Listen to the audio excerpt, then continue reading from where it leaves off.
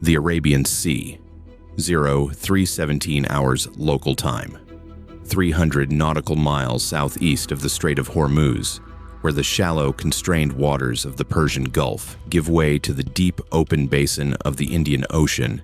The seafloor drops to 3,400 meters, and the thermocline layers that govern acoustic propagation in this part of the world create an environment that is simultaneously one of the most complex and one of the most consequential underwater battle spaces on the planet. It is here, in water cold enough at depth to preserve the acoustic signature of anything moving through it across distances that would seem impossible to anyone who has not studied the physics, that a hunt is underway. A hunt that one side knows about and the other side does not.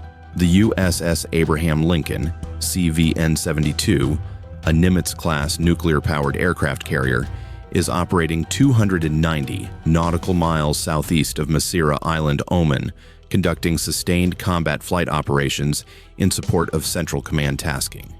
She has been on station for 14 days. Her air wing has flown 847 sorties. Her reactors are producing enough power to light a city of 100,000 people, and she is using a fraction of it to hold 12 knots against a 3-meter swell running out of the southwest monsoon. She is the most powerful conventional military platform ever built by any nation, and she is being hunted. The hunter is the IRIS Besat.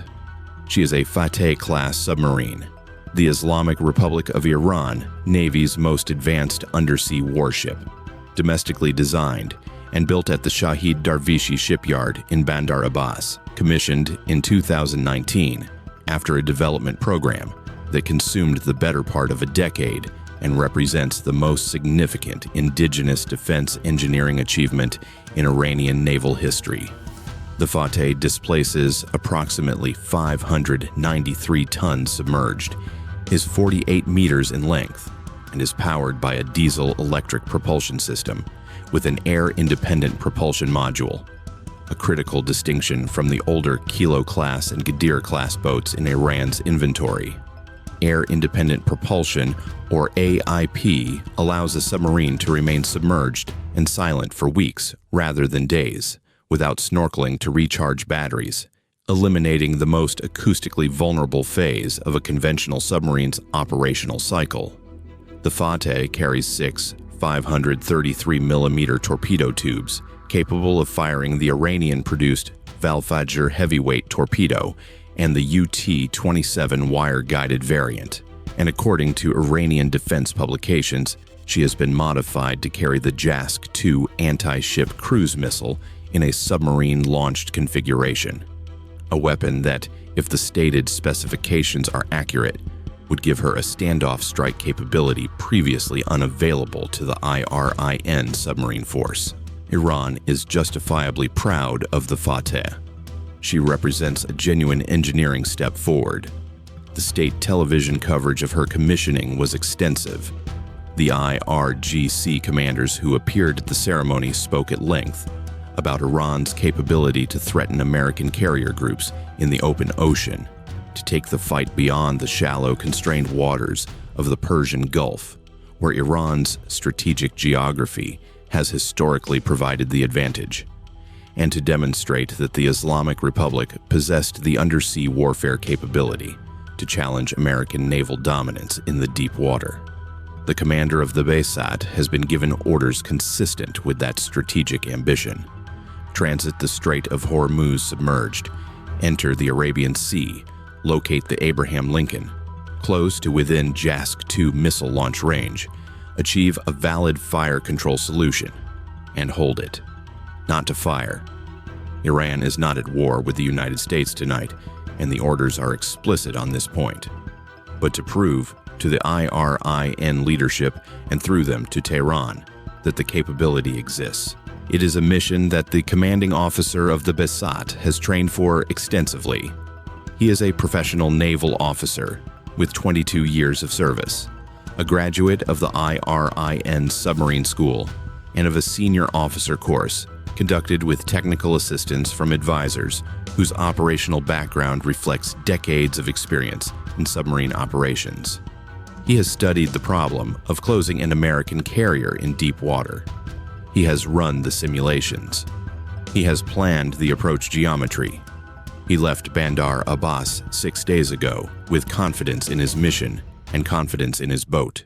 He does not know that the USS Hawaii, SSN 776, a Virginia-class fast-attack submarine operating under 7th Fleet tasking in the Central Command area of responsibility, detected the Basat at 0224 hours local time 4 days ago, 38 nautical miles northeast of Masira Island, as the Iranian boat transited the deep water passage south of the Omani coast at a depth of 120 meters on AIP propulsion. He does not know this because the Hawaii acquired the contact on her large aperture bow array at a range that no Iranian sonar analysis or operational planning document has accounted for as a realistic detection threshold against a Virginia-class submarine sensor suite. He does not know this because the Hawaii has been trailing the Basat from a distance of between 8 and 14 nautical miles in the Basat's baffles for 97 hours. And in those 97 hours, the Basat's sonar team has conducted 11 clearing turns, deliberate maneuvers designed to illuminate the baffles and detect any trailing contact, and has found nothing on 11 consecutive occasions because the Hawaii's acoustic management at trailing distance is, in the blunt language of the acoustic intelligence community, beyond the Basat's detection capability. Let's talk about why. Because the gap between the Fateh-class and the Virginia-class in acoustic terms is not a simple function of budget or political will.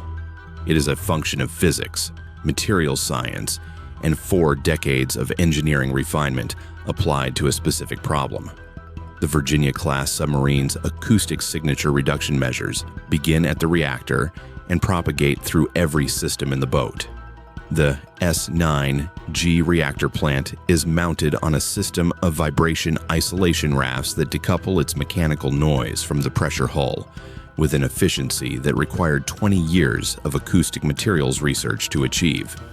The propulsor, a pump jet rather than a conventional propeller, generates cavitation onset at speeds significantly higher than a conventional propeller of equivalent thrust, eliminating one of the most identifiable broadband acoustic signatures a submarine can produce.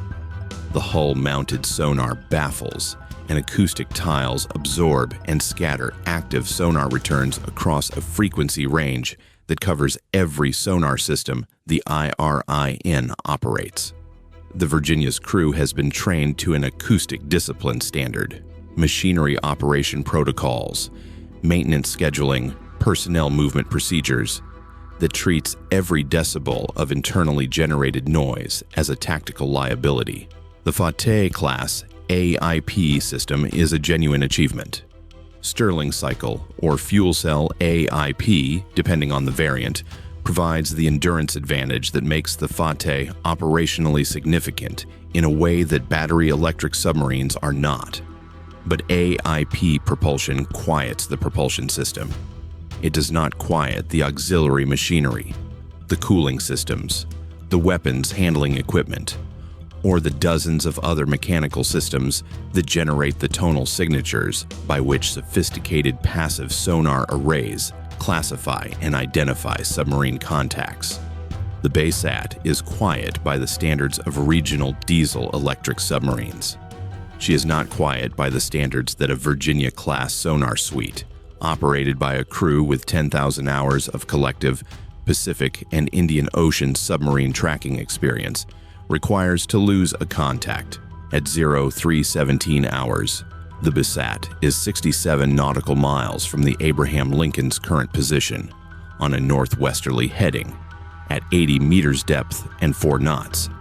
Her commanding officer has been executing a careful patient approach for 4 days, using the deep sound channel to mask his transit, making maximum use of the AIP system's endurance advantage to hold low speeds that minimize self-noise.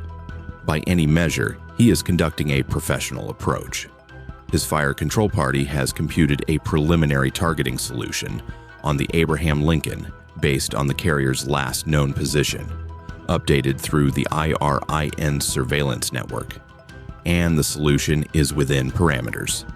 He is planning to close to 55 nautical miles within estimated JASC-2 range by 0600 hours and hold his position there for an assessment period before moving to the final approach. He will not reach 55 nautical miles. At 0319 hours, the USS Hawaii makes a decision not to engage. The Basat has taken no hostile action, has not opened torpedo tube outer doors, has not activated its fire control sonar in active mode. But the Hawaii has now been trailing this contact for 97 hours, and her commanding officer has determined, in consultation with 7th Fleet via the VLF communication window at 0300 hours, that the operational picture warrants a change in posture. The Abraham Lincoln's commanding officer has been informed of the trailing contact via the secure data link. The strike group commander has been briefed. The decision has been made at the appropriate command level. It is time to let the Basat know it has company.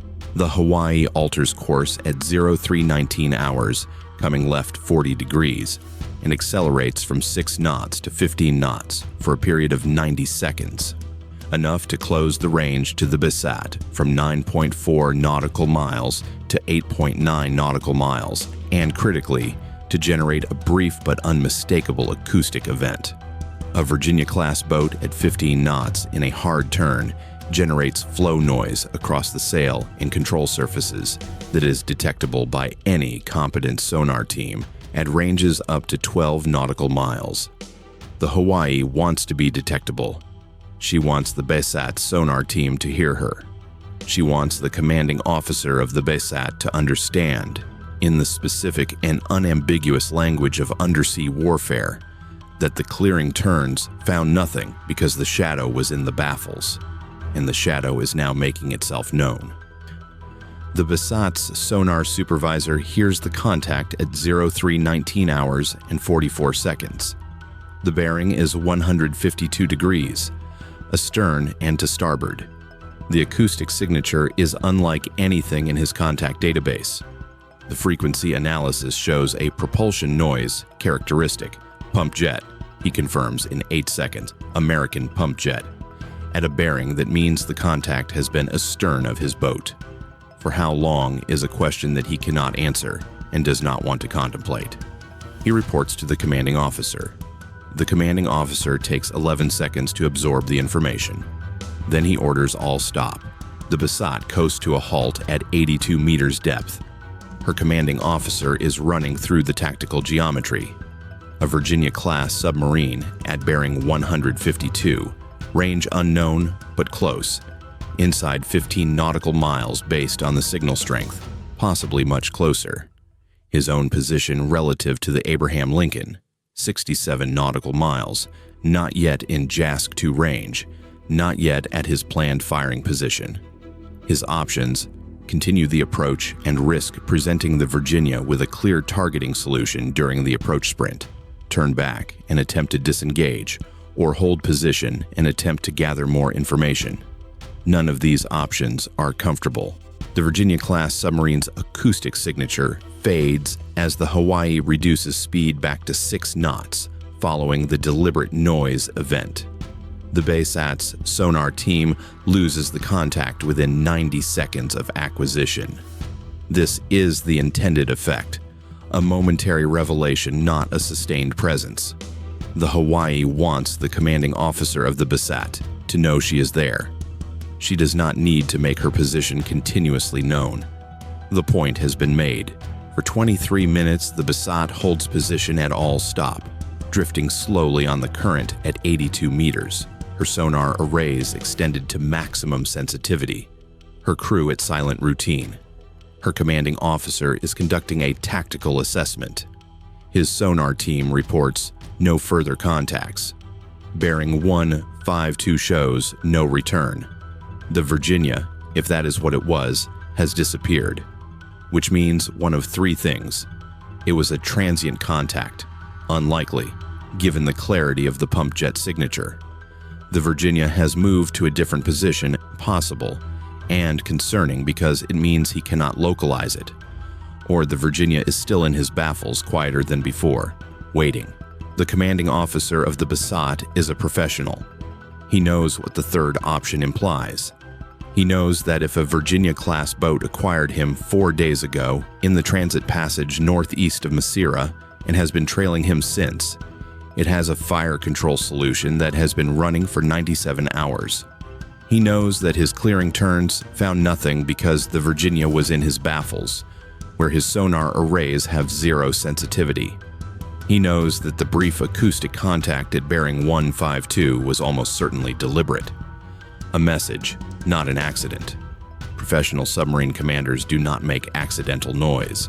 At 0343 hours, the commanding officer of the IRIS Besat makes the decision that every piece of his training and his operational assessment of the situation requires him to make.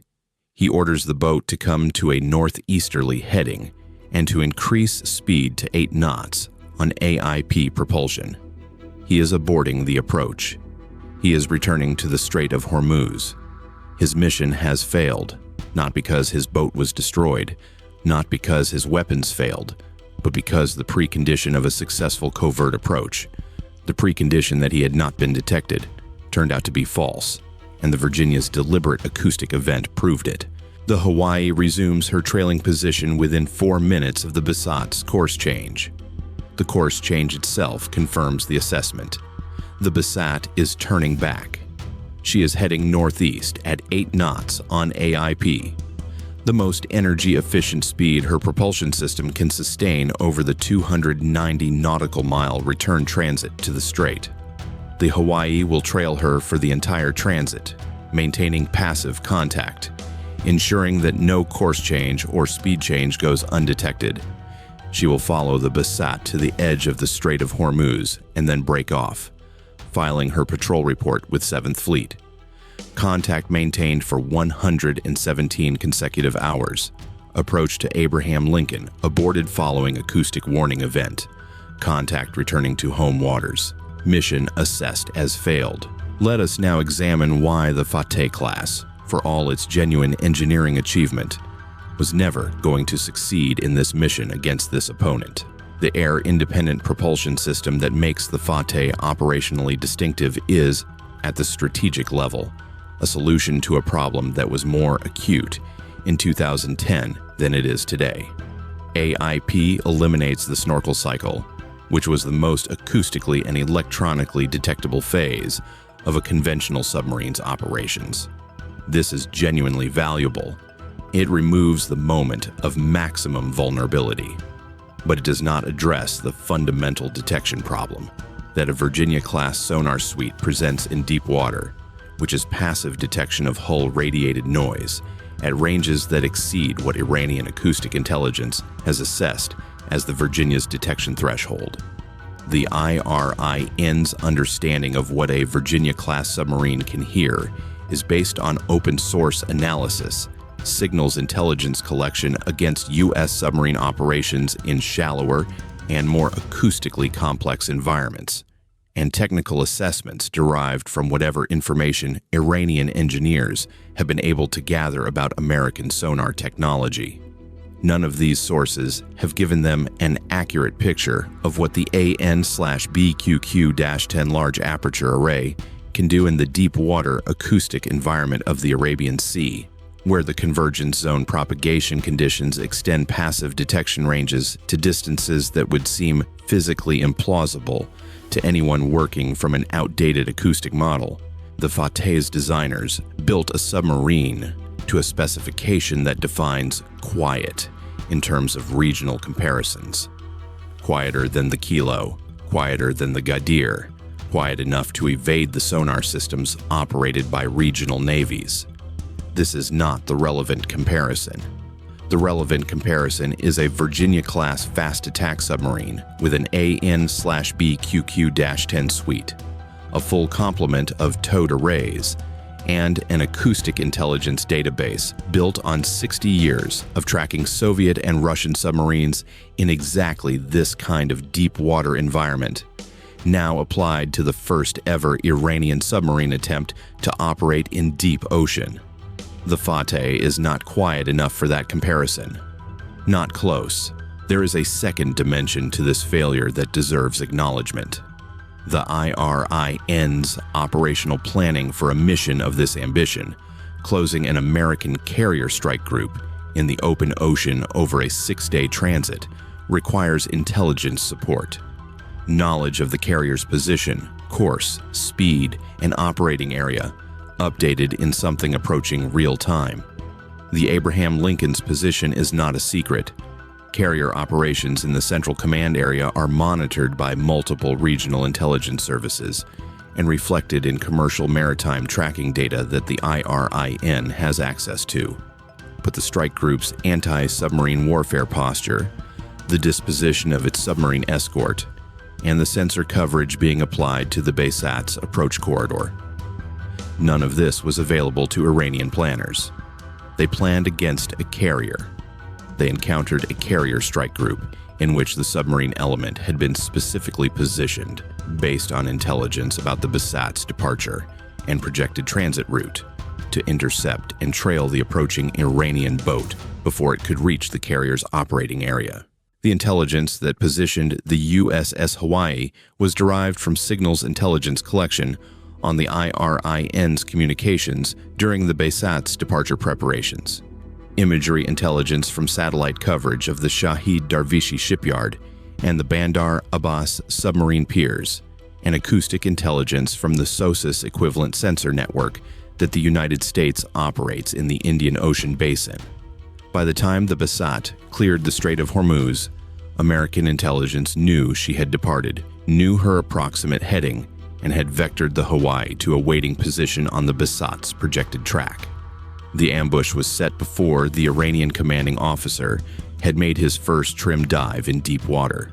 This intelligence advantage, the ability to know what Iranian submarines are doing before they know they are being watched, is not a product of any single sensor or system. It is the product of a collection architecture that has been built, layered, and refined over decades, specifically to address the problem of tracking submarine operations in the waters around Iran and throughout the Indian Ocean. The IRIN has spent years developing the Fateh to be harder to detect. The United States has spent the same years and considerably more money developing the collection systems and the submarine sonar suites that make detection possible anyway.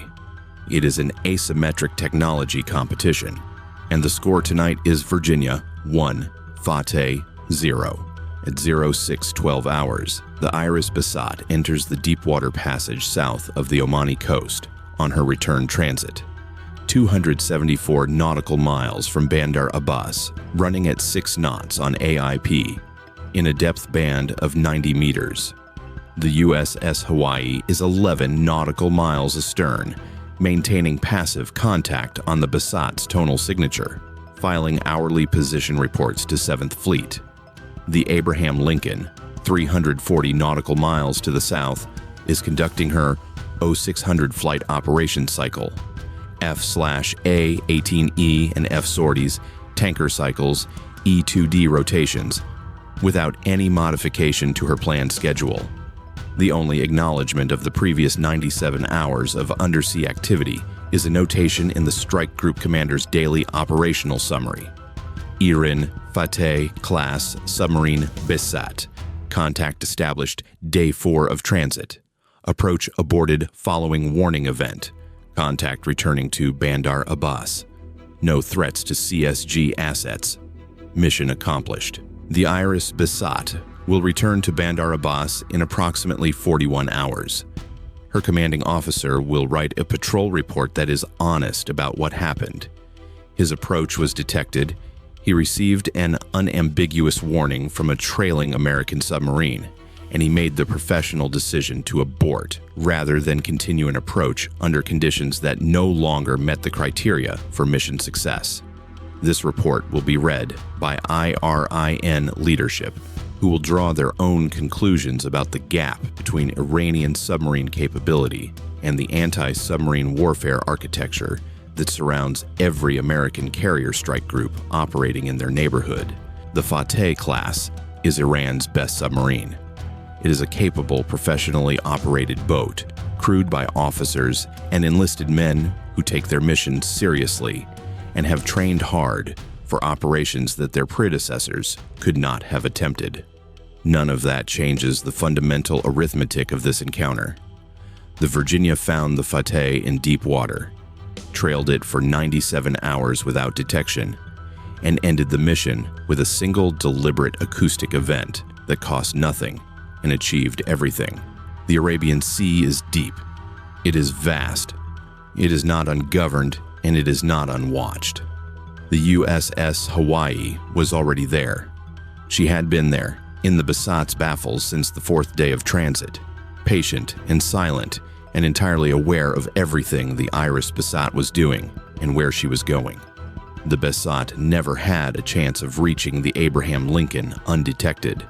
She never had a chance of achieving the mission that Tehran sent her to accomplish. The only variable the commanding officer of the Basat controlled was the moment of his own decision. The moment when he understood what the acoustic contact at bearing 152 meant and chose to act on that understanding with the professionalism his training demanded. He made the right call. The Abraham Lincoln's crew never knew he was there. Bye for now,